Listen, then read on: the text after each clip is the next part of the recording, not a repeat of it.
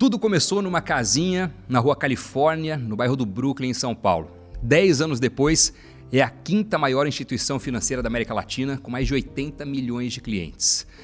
Uma trajetória que mudou a vida de quem estava na casinha e também todo o mercado financeiro brasileiro. E ela estava lá. Cris Junqueira, prazer falar com você aqui no Talk Invest News. Obrigado, Cris. Igualmente, Doni. Sempre um prazer estar com vocês. Cris, que é a face do Nubank, já deu muitas entrevistas. E eu quero te perguntar o seguinte, o que nunca te perguntaram e que você gostaria de ter respondido? Essa é uma excelente pergunta. Eu acho que tem muita coisa que não perguntaram pra gente. Sei lá, eu acho que eu sempre gosto de contar histórias do começo, sempre gosto, então é sempre gostoso responder esse tipo de pergunta, mas não necessariamente surge. Eu sempre gosto de falar de cliente, então, assim, nunca me perguntaram, sei lá, histórias de clientes ou as coisas mais interessantes ou ricas ou sensíveis que a gente já viu o cliente falar. Qual foi a história de cliente que mais te marcou até hoje? Ai, teve muitas, viu? Acho que tem umas histórias... Acho que muitas das histórias que a gente ouve de clientes que marcam acabam virando wows, né? E tem uns wows que ficaram muito famosos, né? O da Belinha, da história da cachorrinha, né? Que a gente mandou um brinquedo. Tem a história da sanduicheira também, que eu não sei se você já ouviu. Uma história de uma pessoa que estava voltando para a balada, estava com fome, precisava de um aumento de limite para comer um lanche. Não sei o que, no final a gente mandou uma sanduicheira. Mas eu acho que as mais bonitas acabam envolvendo, talvez, família, né? Algumas histórias mais assim. Então, eu lembro muito de um cliente que procurou a gente, que também precisava de aumento de limite porque ia comprar as alianças para pedir a noiva em casamento. Oh. Então, a gente fez todo um ou ali em torno dessa história, achamos umas fotos, mandamos um porta-retrato para o cliente, da foto do casal e tal, ajudamos ali na surpresa do pedido de casamento. A gente ama ter um papelzinho, né? Ajudar que seja um pouquinho assim nesses momentos tão incríveis da vida dos clientes. Ô Cris, quando você olha para o passado, para esses 10 anos, o que é que você sente? Eu ia falar duas coisas. Primeiro, muito cansaço. Sinto cansaço, eu tô cansada de mentir. Mas também muito orgulho, muito orgulho. Assim, acho que, de novo, tem tanta história, tanto feedback positivo que a gente recebe dos clientes, sabe? De coisas que só foram possíveis porque a gente estava lá, porque a gente ajudou de alguma maneira. Porque a gente entrou na vida desses clientes num momento que era crítico e que tantas empresas de clientes que só se viabilizaram porque a gente concedeu crédito ou acreditou num cliente num determinado momento. Tantas histórias de famílias, né, que nasceram ao longo desse tempo. Acho que, tanto orgulho. E orgulho também da nossa equipe, né? Tanta gente que começou a trabalhar com a gente, como você falou, lá na casinha, que acreditou na gente lá no começo. E hoje, é diretora, é VP da companhia, ou saiu, né, e foi empreender, montou uma outra empresa. Dá muito orgulho de ter feito parte da trajetória de tanta gente. E o que você lembra daquele começo, daquela casinha? Porque empreender não é fácil. Começar muito menos. Agora, na comemoração dos 10 anos, eu vi um vídeo que eu achei sensacional, porque contar as glórias, as conquistas, é fácil. O difícil é mostrar os perrengues. E vocês lá, os fundadores, com a primeira versão do cartão do Nubank, indo na padoca comprar, enfim, refrigerante, pão, sei lá, foram passar e aí não autorizado, recusado. E aí não, foi na terceira só que passou o cartão.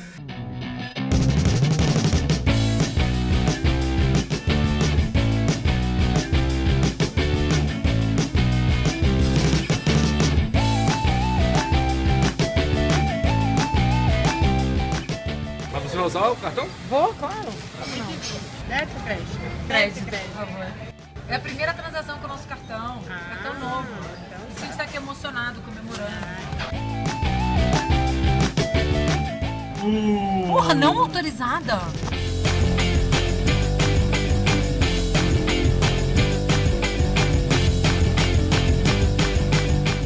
Não autorizada. What the fuck?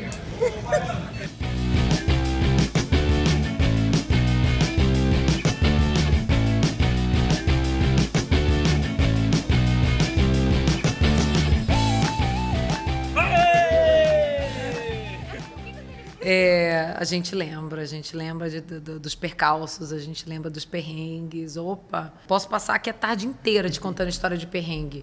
Eu vou te contar algumas. Bom, primeiro, a gente montou a casinha com o que tinha. Então, tipo, tinha várias coisas que vieram da minha casa, móveis antigos. A minha irmã estava morando numa república, porque ela estava no interior, em Bauru, porque ela estava fazendo mestrado lá. E ela desmontou o apartamento dela, não tinha nem onde enfiar algumas coisas. Então, algumas das coisas que eram do apartamento dela foram lá, para lá. E aí tinha uma mesa que a gente usava de mesa de reunião numa salinha minúscula que tinha no fundo da casa. E que a gente brincava que era uma mesa assassina, porque ela era uma mesa de vidro, então se você apoiasse muito forte de um lado, a mesa virava. Gente, olha, a quantidade de acidente que a gente sofreu naquela época, assim. Os móveis todos que a gente tinha ou foram comprados de segunda mão, ou foram doados, a gente que montou as coisas. Era muito tosco, gente, era muito... E eu lembro que em algum momento eu engravidei da Alice, né? A Alice nasceu nessa época, na época que a gente ainda estava na casinha, e todo o espaço, a prioridade era para os desenvolvedores que trabalhavam com a gente. 100%. Então, eu lembro de estar grávida, trabalhando sentada num banquinho de plástico na cozinha. Então, assim, o computador, né, eu trabalhava, aí a hora que a bateria estava acabando, eu tirava o micro-ondas da tomada, enfiava o computador. Gente, mas era um negócio no nível de tosqueira, assim, sabe? De falta de sofisticação que as pessoas não acreditariam, assim. Ninguém tem noção do que a gente passou. E a cada esquina, a chance de quebrar é imensa no começo de um empreendimento, né? O Davi sempre fala isso, assim, tipo, a gente... nesse começo, nessa fase das startups, você tá default dead, que a gente fala assim. Então, assim, em princípio, você tá morto. Você precisa lutar para viver, entendeu? Para ter a chance de viver. Então, era isso. A cada 2, 3 meses, a gente ganhava um novo fôlego ali, porque tinha algum objetivo que a gente atingia. E a gente sempre muito de olho no caixa, né? Porque assim, a gente tinha levantado aquele capital semente do início, posto o dinheiro do bolso e fazendo render cada centavo ali. Foi pesado. Ô Cris, 10 anos atrás o cenário no mercado financeiro era muito diferente, né? Os concorrentes eram os bancões, a gente vivia num ambiente de extrato, de cartão com taxa. Hoje isso mudou. De lá para cá surgiram muitas empresas mais leves, friendly, eficientes, digitais. Como que você enxerga a concorrência hoje? Acho que o mercado mudou muito, né? Eu acho que quando a gente nasceu, todo mundo viu, quer dizer, levou um tempo, mas em algum momento todo mundo viu que não tinha como continuar agindo da mesma maneira, né? Que o jogo tinha mudado. Então, todo mundo passou a correr atrás. Então, não só hoje a gente está no mercado que tem muitas novas startups. Hoje no Brasil são mais de 500 fintechs, né? Depois que a gente começou, realmente teve uma explosão. Acho que muita gente se inspirou, né? Falou, pô, peraí, se eles conseguiram, né? Tem uma chance, vamos lá. Então, muita empresa nova nasceu. Mas não só as empresas novas. Eu acho que as empresas antigas também falaram assim, poxa, peraí, a gente precisa fazer um negócio diferente. E é muito bacana ver essa evolução, né? A gente viu, de fato, a evolução digital, por exemplo, dos bancos tradicionais melhorar muito. Então, hoje o mercado é outro. Realmente o nível subiu para todo mundo. E qual que é o seu papel hoje no dia a dia do Nubank? O meu papel? Como que é um dia típico da Cris? Eu acho que não tem de muito atípico, né? Mas, bom, hoje, vamos lá. Hoje eu tomo conta das operações do Brasil, do México e da Colômbia, né? Além de ter aí o chapéu global de marketing e comunicação. Então, tudo que o cliente vê acaba passando de alguma maneira por mim, pelos times, né? Então, o nosso foco todo dia é tentar acelerar ao máximo o cliente receber uma proposta de valor melhor, mais completa. Acho que esse é o nosso objetivo, né? Garantir que o crescimento do Nubank continue numa trajetória bastante acelerada, seja em número de clientes, seja em aumento de receita, em função da gente estar aprofundando o relacionamento com os clientes que a gente tem, né? Crescendo penetração de produto, por exemplo, né? Aumentando a penetração na base que a gente já tem, enfim. O objetivo é esse. Então, eu estou sempre, no meu dia a dia, eu estou com os times que estão trabalhando nessas coisas, em produtos novos, né? Tentando melhorar a experiência do cliente, nosso time de operações que cuida do atendimento. Então, eu me divido, né, em vários desses times. Time de marketing é um que eu estou bastante presente, bastante com eles, né? Tentando ajudar da maneira como eu posso para contribuir que o material que o cliente vai ver lá no final seja o mais bacana possível. É muito gostoso, é um dia a dia que, vou te falar, que não tem um dia típico, mas são dias muito, muito dinâmicos, né? Não tem muita rotina, vamos dizer assim. Ô Cris, eu olhando para a história do Nubank, eu vejo que vocês conseguiram algo inédito, que é cliente defender banco. Isso não era habitual, né? Cliente ser fã de banco. Eu nunca tinha visto, de verdade, né? Você pode falar, numa empresa de tecnologia, uma Apple, eventualmente, mas, cara, em banco, não. Nunca foi o padrão. E isso teve muito da sua mão. Como é que vocês conseguiram transformar clientes em consumidores fanáticos do banco? Pois é, eu acho que não só da minha mão, acho de todos nós. O Davi, o Edson, assim, eu não precisei vender essa filosofia para eles. Eles já tinham essa visão de que a gente tinha que construir uma marca muito forte, que a nossa estratégia ia ser essa. Você ouviu o Davi falando, né? A nossa estratégia ia ser, os clientes vão amar a gente. Como? Não sei. A gente vai ter que se virar aqui para merecer esse amor, né? A gente vai ter que dar um jeito de fazer algo tão incrível que eles vão amar a gente. A filosofia era essa. O como, sem dúvida, e eu acho que tem muito da minha mão ali, né? A gente emprestou muita coisa de outras empresas. Eu acho que você citou a Apple, sem dúvida. A Apple é uma referência para a gente. É a empresa que a gente via, né? Que tinha fãs. Eu acho que muito vem disso também, da gente nunca ter se visto como um banco, a gente sempre se viu como uma empresa de tecnologia. E aí eu acho que essas referências, né, de clientes mais fãs, ela era mais presente. Disney é uma referência, você sabe disso, que eu sempre trouxe muito, né, dessa coisa do encantamento, né, da gente fazer coisas pelo cliente que o cliente nunca imaginou ser possível. Então, tem muita inspiração que veio de vários lugares, mas eu acho que no centro disso tudo está entender que a gente precisa merecer esse cliente. Então, assim, nunca take for granted, né? Do tipo, assumir que o cliente está ali, que ele é nosso. Não. Todo dia a gente tem que continuar merecendo esse cliente, porque ele pode ir embora a qualquer momento. Ele tem que escolher ficar. A gente não queria botar o cliente para dentro e amarrar ele com pegadinha, com contrato. Não. A gente quer que ele queira estar aqui com a gente, né? Que ele escolha estar com a gente e que ele ame estar com a gente. Né? Acho que esse é o grande segredo. Vamos falar um pouco de números. Primeiro trimestre de 2022, prejuízo. Primeiro trimestre de 2023, mais de 700 milhões de reais em lucro. O que é que foi feito em 12 meses para o resultado mudar tanto assim? Então, mas não é o que a gente fez em 12 meses, é o que a gente fez em 10 anos, né? Porque eu sempre falo isso, acho que as pessoas olhando de fora, às vezes é um pouco difícil de entender. Claro que o Nubank não deu lucro durante muitos anos, isso é óbvio. Mas não porque o nosso modelo de negócio não era lucrativo, ou porque os clientes não eram lucrativos, ou porque a gente estava fazendo um monte de loucura. Não, é uma questão da trajetória de crescimento. A gente sempre colocou clientes para dentro que eram rentáveis, no modelo de negócio rentável, que não mudou de lá para cá, é o mesmo. O que acontece é que a gente continuava investindo muito para crescer. Né? Investindo em desenvolvimento de novos produtos, investindo em trazer esses clientes novos.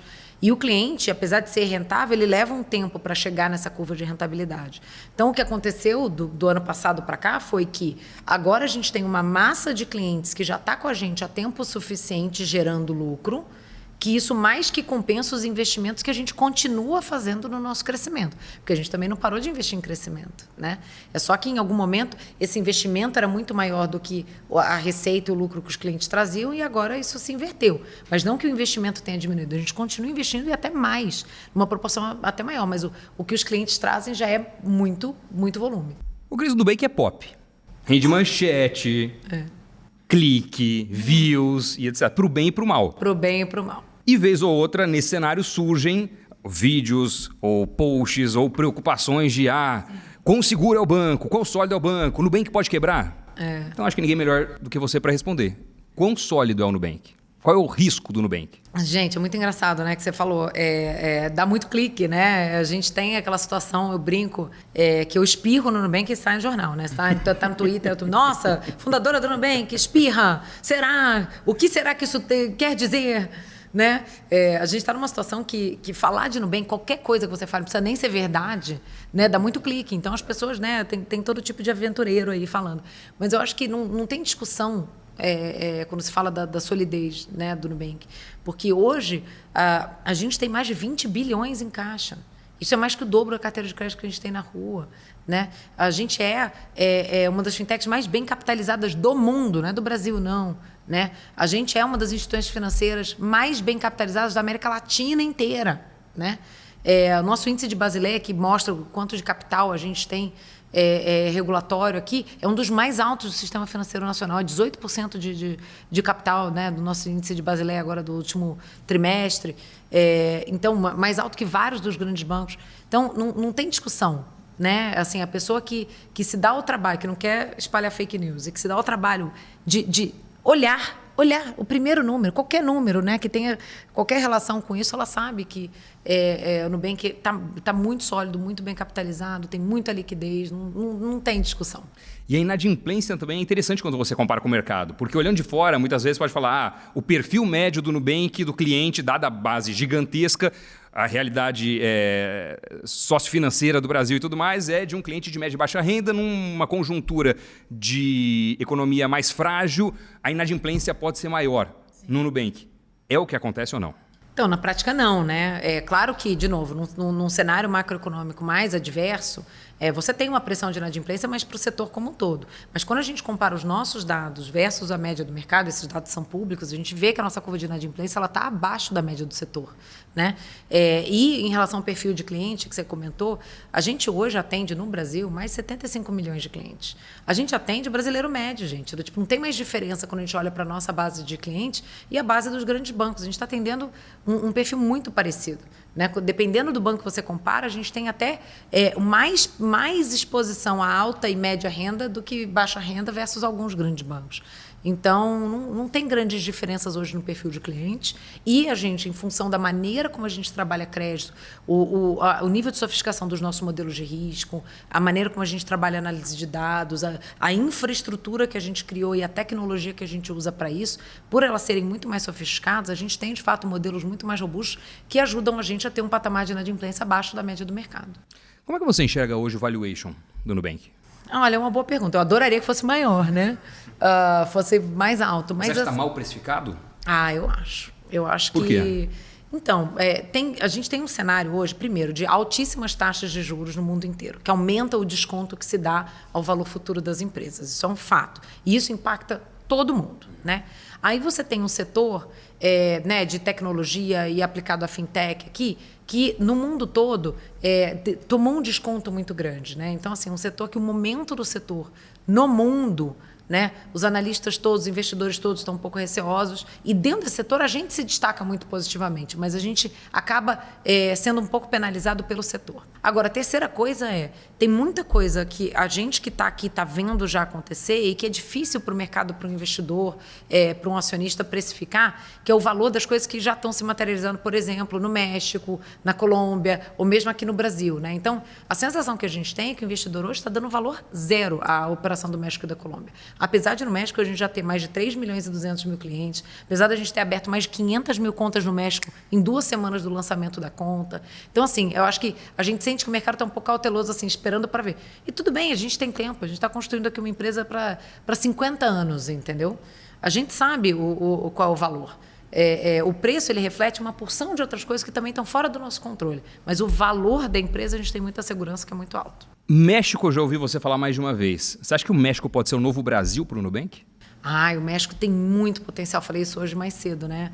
Eu acho que, primeiro, o México é um país enorme, né? Com um PIB muito grande também. Claro que o Brasil é maior. Sim, o Brasil é maior, mas a oportunidade no México de crescer o tamanho do mercado lá é muito maior do que no Brasil.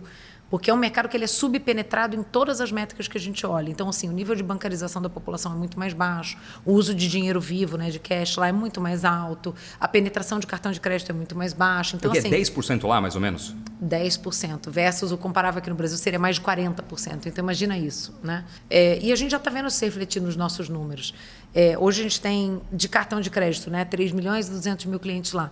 Quase metade deles nunca tinham tido um cartão de crédito. Esse número no Brasil é menos de 20%, para você ter uma ideia. Da nossa base nunca tinha tido um cartão de crédito. Então, assim, tem uma oportunidade muito grande lá da gente crescer o tamanho do mercado. Além disso, a dinâmica lá do produto cartão de crédito ela é muito mais interessante, favorável para a gente, porque o cliente lá usa muito mais o produto cartão de crédito para se financiar realmente como um instrumento de crédito, em oposição ao Brasil, onde o cartão de crédito é um meio de pagamento. As pessoas não escolhem se financiar no cartão de crédito. Quando elas entram no rotativo, a taxa de inadimplência é muito alta, porque é um produto que no Brasil não é usado para financiamento, entendeu? Um grande desafio de qualquer empresa tech que cresce muito a base é não só ser gigante, mas também ser próspera. Olhando daqui para frente, quais são as principais apostas do Nubank para continuar ganhando dinheiro e cada vez mais? Então, uma curva que a gente gosta de olhar bastante é a curva de receita por usuário ativo, né, por cliente ativo, ao longo do tempo. Então, hoje, considerando os clientes que a gente tem na base hoje, a média de receita está ali por volta de uns $8, né, da receita média por usuário. Por mês? Por cliente, por mês. Tá. Quando a gente olha para o mercado, né, os grandes bancos têm uma média de $40. Né? Então, quer dizer, quando a gente olha só de expansão de portfólio de produto, né, de penetração de produto, tem muito espaço. Mas, quando a gente olha os nossos clientes que estão com a gente já há mais tempo, há mais de um ano e meio, que já têm acesso, já são mais performados, então a gente consegue dar mais crédito, né, aumentar o limite do cartão, oferecer empréstimo pessoal, nossos clientes que estão com a gente há mais tempo, eles já têm um nível de receita de $21, $22. Então, quer dizer, a gente já vê safras de clientes mais antigos entregando 3 vezes mais a receita que a gente tem.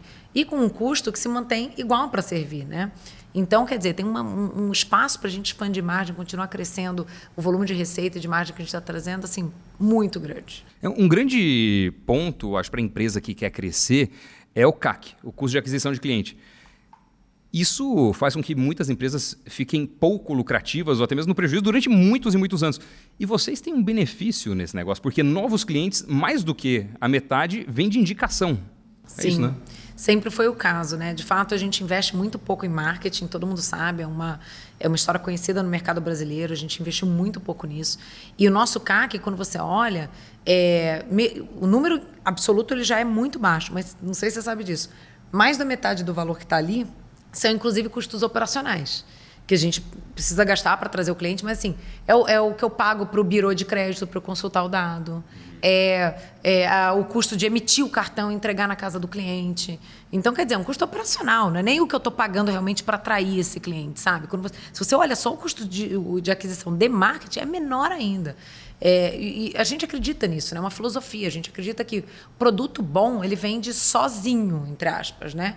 O cliente, ele vai ficar sabendo, o cliente que usa, gosta, ama, vai falar do nosso produto, vai falar para as pessoas, vai indicar os amigos, a família, e esse ciclo, né, de viralidade, ele se desenvolve trazendo cada vez mais clientes com custo baixo. É o que a gente acredita.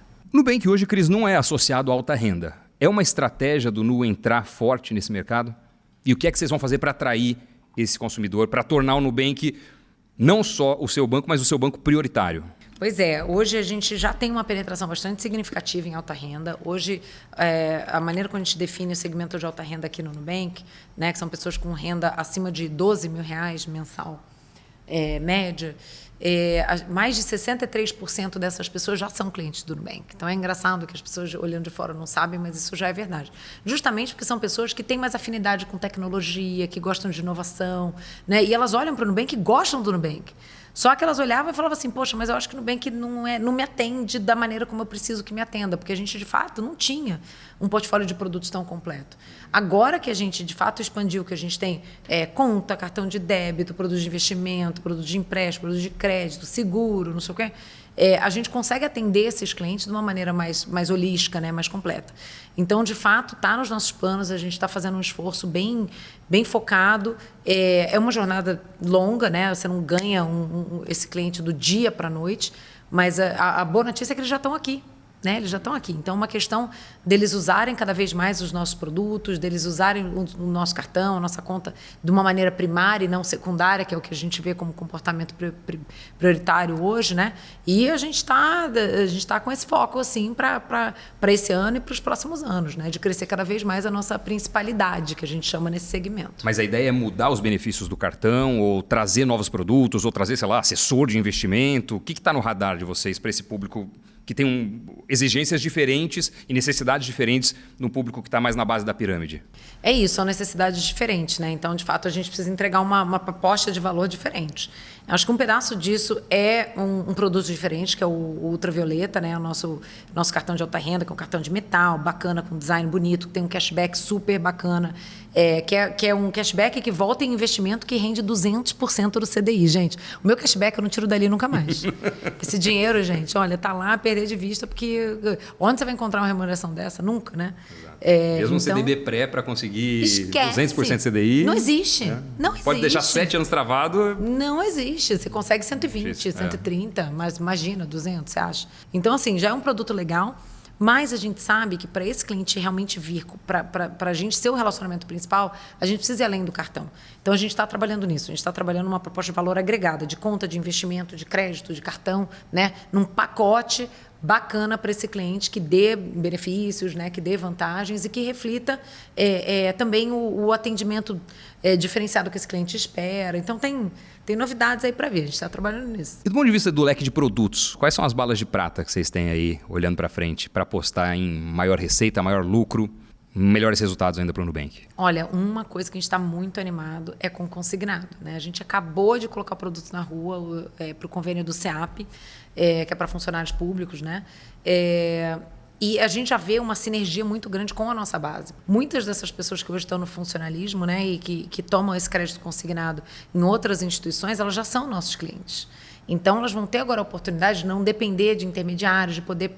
E qual é a nossa filosofia? O que está sendo pago por outras instituições, eventualmente, para alguém distribuir o crédito consignado, a gente vai passar para o cliente em forma de redução de taxa, né? Então, a gente vai conseguir entregar um produto mais eficiente, mais barato para esse cliente. Então, é algo que nos anima muito, sabe? Eu acho que é um mercado gigantesco no Brasil, é a maior linha de crédito, né, no Brasil. É uma linha saudável, porque ela é barata proporcionalmente, pelo fato de ser colateralizada, né, de ser um consignado com desconto em folha.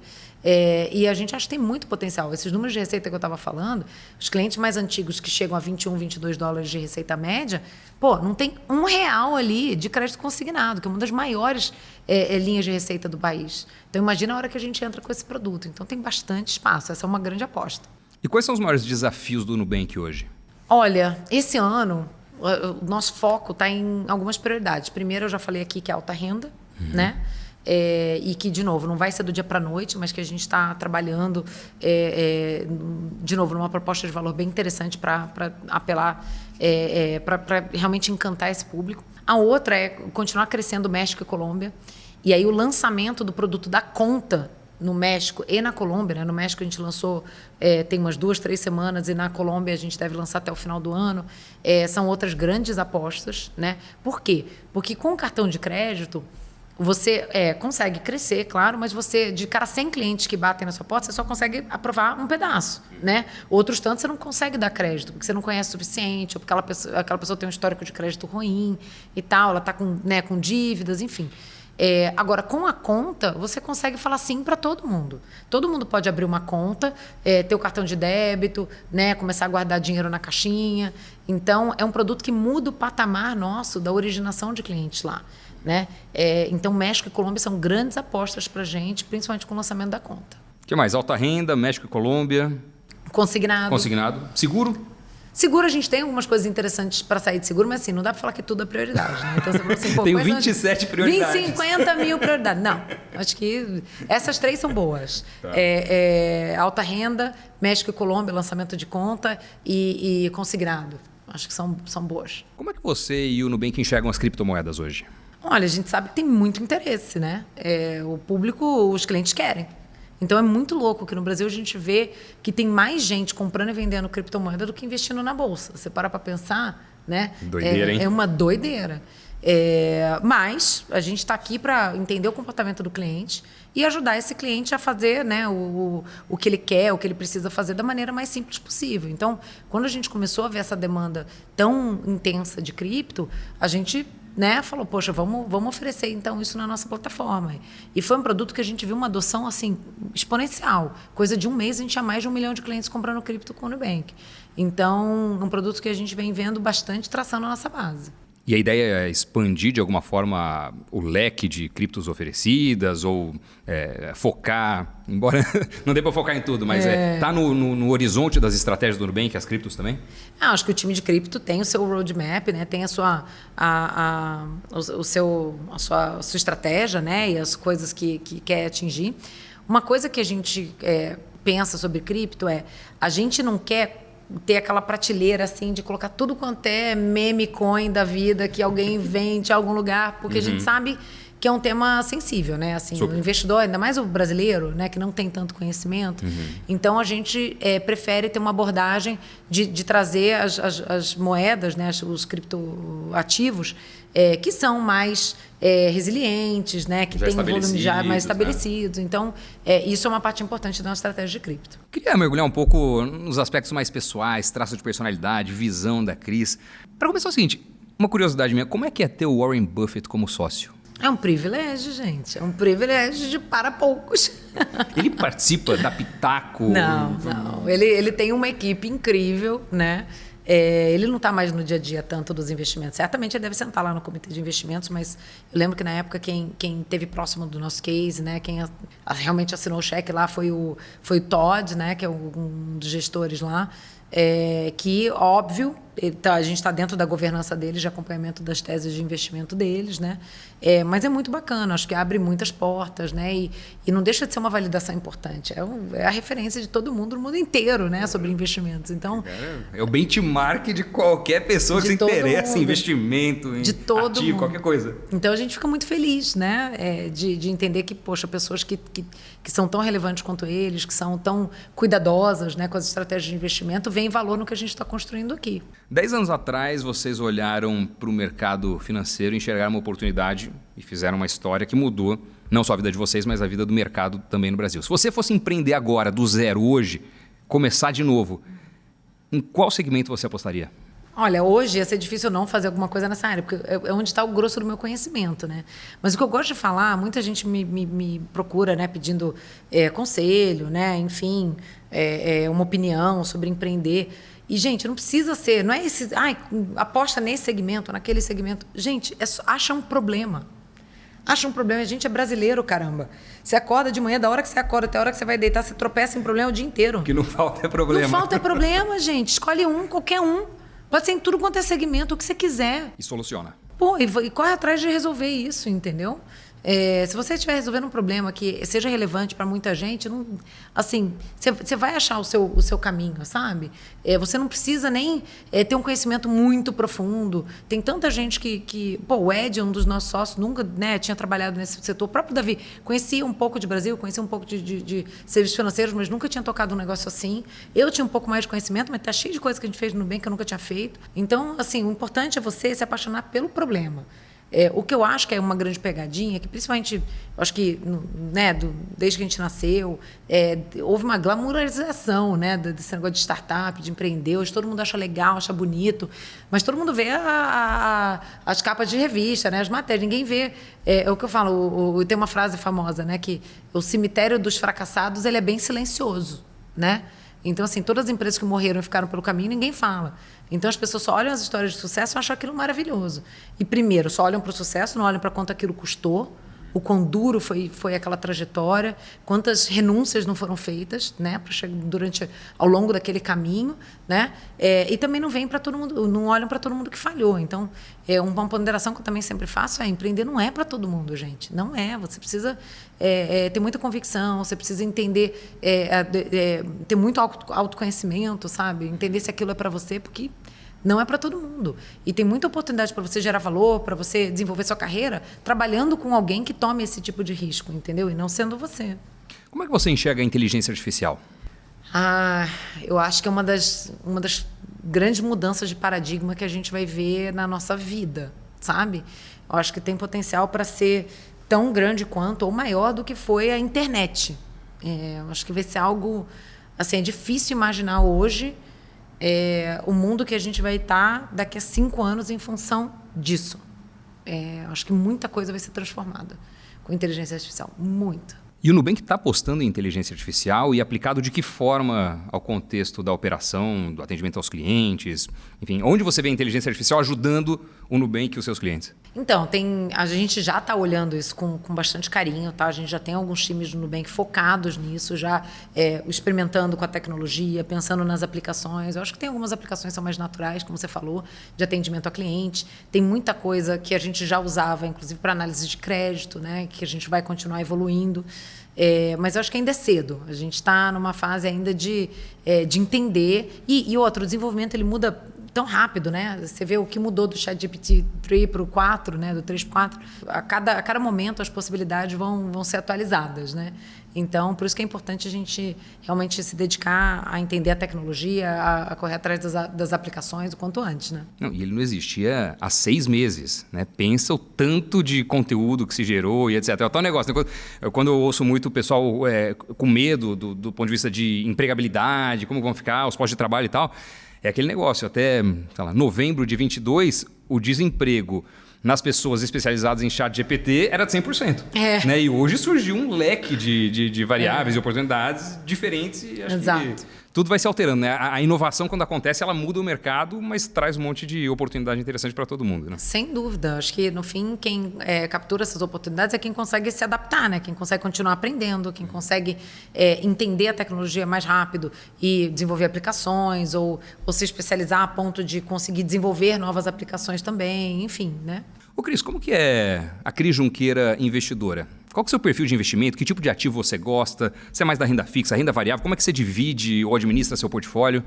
Excelente pergunta. Ninguém não tinha me feito essa pergunta. Cara, a Cris investidora, ela é passiva, entendeu? Porque assim, toda a minha energia eu coloco em fazer mais dinheiro, nisso aqui, no Nubank, entendeu? E praticamente, óbvio que, né, tem a casa que eu moro, tem, enfim, uma casa no interior que eu construí, né, que eu e o meu marido, a gente construiu. A gente tem um patrimônio ali fora do Nubank. Mas o grosso do meu patrimônio está aqui. Então, assim, eu posso brincar de investir, pensar em que classe de ativo, fazer a menor diferença na minha vida. O que faz diferença no Nubank está bem sucedido. Então, assim, 100% das minhas energias estão aqui. Tem um pouquinho de dinheiro lá em liquidez de renda fixa e pronto, entendeu? E o grosso do meu foco está em fazer isso aqui, ser maior, melhor e valer mais todo dia. Cripto, por exemplo, você não tem? Cara, para não dizer que eu não tenho, quando a gente lançou cripto, eu fui lá até para testar, né? Eu botei lá um dinheirinho e tal, então tem, dentro do app do Nubank tem um pouquinho de cripto lá, mas não porque, nossa, eu quero ter uma exposição a essa classe de ativos. Cara, para mim, meu foco é fazer o meu trabalho me render o máximo. Quis fazer aqui umas perguntas rápidas, um ping-pong com você. Pegar um pouco do seu perfil. Uma frase predileta. Se fosse fácil, estava feito. Uma mania. Bom, eu tenho um pouco de toque de ficar arrumando as coisas o tempo todo. É uma mania. Eu tenho mania de arrumar minhas filhas o tempo todo. Coitadas, elas não me aguentam. Eu sou aquela mãe que fica o tempo todo reparando, assim, tipo, sabe, se o cabelo tá fora do lugar, eu vou lá e arrumo a xuxinha. Aí tá caindo, eu vou e boto uma presilha. Entendeu? Coitadas, cara, elas não me aguentam. Meu marido, então... Eu tenho um pouco dessa coisa meio do toque, sabe? Do tipo de ter um olho chato para detalhe. Não, e é extremamente disciplinado porque consegue deixar a caixa de e-mail zerada. Sério, eu devo ter, sei lá, 1.500 e-mails, eu não vejo perspectiva de deixar zerado. Ela, vez ou outra, posta lá que não tem nenhum e-mail novo. Não é todo dia que eu chego no zero, mas eu tô sempre tentando. Um erro que custou caro. Teve vários, viu? Mas eu acho que os mais caros foram os relacionados a pessoas.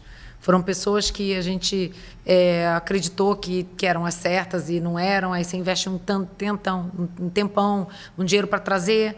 Aí você investe um tempo, um dinheiro para treinar. Aí você investe um tempão dando feedback, tentando... né? Aí depois você tem que desligar e começar tudo de novo. Acho que esses são os que custam mais caro. O que tira seu sono hoje? Olha, normalmente são as crianças acordando no meio da noite. As pessoas me perguntam isso, negócio de tirar sono, mas é engraçado. Nem sempre foi assim, mas hoje em dia... Cara, precisa de muito para tirar meu sono. Eu não perco sono com preocupação, não. Porque eu aprendi isso na vida, cara, a focar no que eu posso controlar. Então, assim, se eu posso controlar e eu posso fazer alguma coisa, eu vou estar fazendo, não vou estar nem dormindo, nem tentando dormir.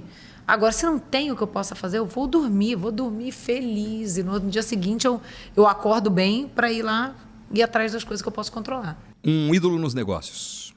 Bob Iger, né? CEO da Disney. Um livro.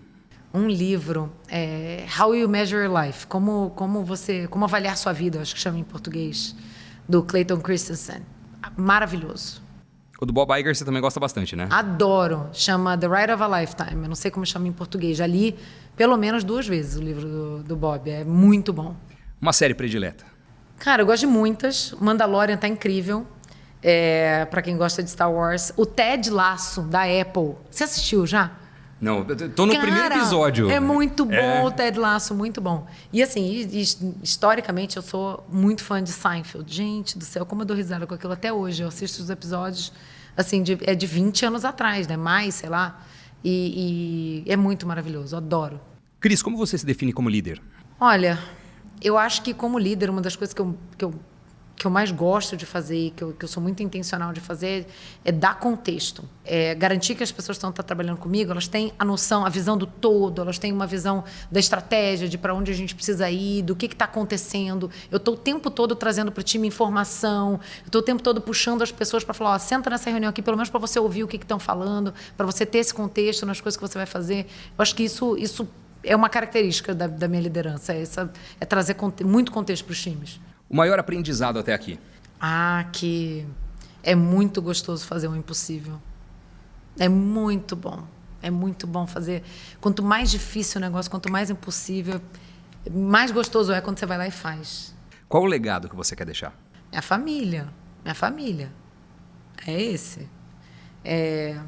Claro que Nubank é algo muito incrível e que a gente está aqui construindo para... de novo, décadas, né? 40, 50, mais anos, sabe Deus quanto. Mas o meu legado, é a minha família, né? E se você tivesse hoje a oportunidade de se encontrar com a Cris Junqueira criança? A Cris Junqueira da sua infância. Vixe. Que conselho você daria para ela? Tem a história do efeito borboleta, né? Que é o quê? Que uma borboleta bate uma asa lá não sei aonde e tal, e aquilo tem um monte de efeitos de segunda e terceira ordem que acaba alterando. Tem um filme que chama, eu acho que é Efeito Borboleta, o nome do filme, que fala sobre isso. E acaba alterando depois um monte de outras coisas que você olha de longe, assim, parece que não tem nada a ver, mas uma coisa conecta na outra, conecta na outra. Eu ia ter um medo de falar qualquer coisa para Cris criança e alterar o negócio. Então, eu ia falar, talvez se eu fosse falar alguma coisa, eu ia falar assim, olha, garante que você casa com esse aqui, entendeu? Garante que você fala assim quando, né, esse cara aqui te procurar para começar uma empresa, ele vai parecer meio maluco, mas vai, sei lá. Porque deu tanto certo, né? Deu, né? Eu acho que no fim teve muito desafio, teve muita coisa dura que eu encarei a vida toda. Sei lá, uma coisa que sempre dá para falar é, olha, vai dar tudo certo, né? Vai ser difícil, no momento das dificuldades pensa que vai dar certo. Mas sei lá, e se rolar um efeito borboleta? E se eu tô lá no meio da dificuldade falando assim, não, mas vai dar certo. Aí numa dessa, em vez de virar à direita, eu viro à esquerda. E aí? Medo. Não, e quando a gente olha no retrovisor, vê que, às vezes, uma pequena decisão, uma pequena mudança teria alterado todo o rumo da vida, né? E aí? Eu ia ter muito medo de estragar. Deu certo demais. Nada, não. Eu vou ficar bem quieta. Deixa quieto. Olha, pessoal, tem uma oportunidade muito legal que é raro com grandes executivos, grandes fundadores, que é ver um pouco do dia a dia da Cris e dos aprendizados da Cris, né? Não é só em podcast, não é só em entrevista, não. Ela é muito aberta e fala muito no Instagram dela. Então, @Junqueira.Cristina. Junqueira.Cristina. Tem vários destaques lá. Vários. Toda sexta-feira tem caixinha de perguntas. Então, uma aula toda semana, vale a pena para quem gosta do assunto.